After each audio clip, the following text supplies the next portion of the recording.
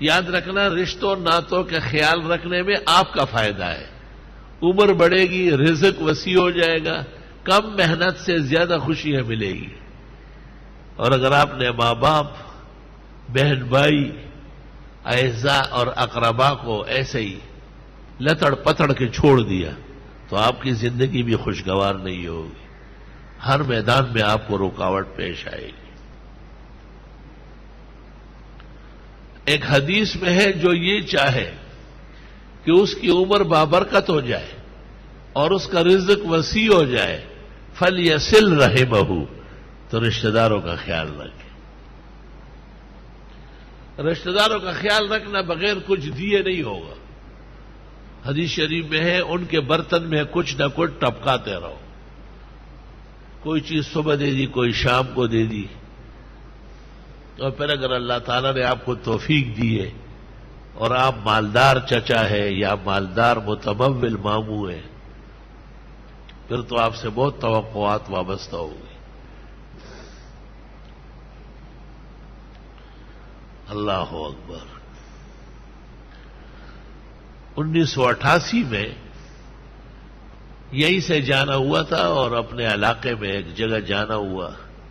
منصور بھائی گاڑی چلا رہے تھے، شاید 120 کے رفتار سے تھی. وہ ایک روڈ سے نیچے گر گئی اور یہ ٹانگ ٹوٹ گئی بھائی. استاد محترم مولانا عبدالحنان صاحب کی کمر، ریڑھ کی ہڈی ٹوٹ گئی. اور دو مہمان تھے، ایک منصور بھائی، دوسرا صبا حسن مرحوم، دونوں بچ گئے.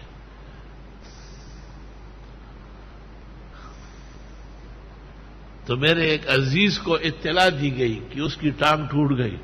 کہا ٹانگ ٹوٹ گئی؟ وہ تو جڑ جائے گی پھر آ جائے گا. ہم تو انتظار میں تھے کہ گردن ٹوٹے گی. اور اس آدمی نے کیسٹ لا کے مجھے سنایا بستر پر. خیبر میڈیکل اسپتال پشاور میں، کہ دیکھو آپ کے بارے میں یہ کہہ رہے.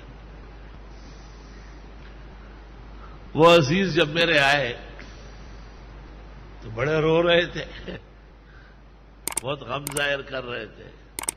میں نے ان کو 50,000 روپے دیے. میں نے کہا یہ لے لو، گاؤں جاؤ، بہترین قسم کی گائے یا بھینس کٹاؤ، قرآن شریف پڑھواؤ، طلبہ سے دعا کراؤ، کھانا کھلاؤ سارے محلے کو. تو وہ چغل خور مجھے کہتے یہ مقصد تھا. میں نے کہا یہ مقصد تھا. وہ یہ کرے اور میں یہ کروں گا. جانا دے بچکڑی زما خکم خپل بد بعیر شی زما خبے جڑوی. الحمدللہ. وہ تو گلہ کرتے ہیں نا، تو گلے والا آدمی کا منہ کنٹرول میں نہیں ہوتا. لیکن ارباب حیثیت اور مقام والے حضرات وہ اس کا بدلہ نہ لیں. اللہ ان کو اچھا مقام عطا کرے گا. اور احتیاط کرو رحموں کے بارے میں. والارحام واتقوا اللہ والارحام، اللہ سے ڈرو اور رشتے ناتوں کا خیال رکھو. رشتے ناتوں کا انکار مت کرو. کہتے ہیں کہ رحم جو ہے یہ رحمان سے علیحدہ کیا گیا ہے. تو یہ عرش کے نیچے کھڑا ہو گیا اور روتا رہا کہ مجھے اپنے نام سے کاٹ دیا.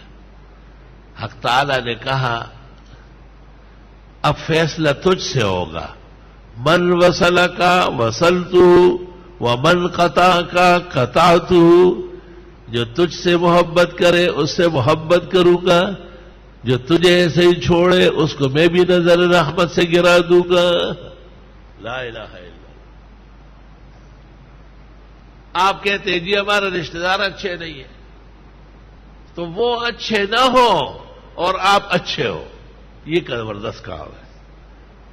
اگر آپ کے پڑوس میں کوئی ہندو ہے، سکھ ہے، ڈوگرا ہے اور وہ بہت اچھا ہے تو خود بخود آپ اچھا سلوک کریں گے. وہ کون سا کارنامہ ہے؟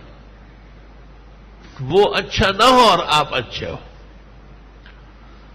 سل من قطع کا، جو تعلقات توڑنا چاہتے آپ جوڑیں. واعف عمن ظلم کا، اور ظالموں کو معاف کر دے. وَأَحْسِنْ إِلَىٰ مَنْ أَسَاءَ إِلَيْكَ، اور جس نے برا کیا ہے آپ بہترین سلوک کریں.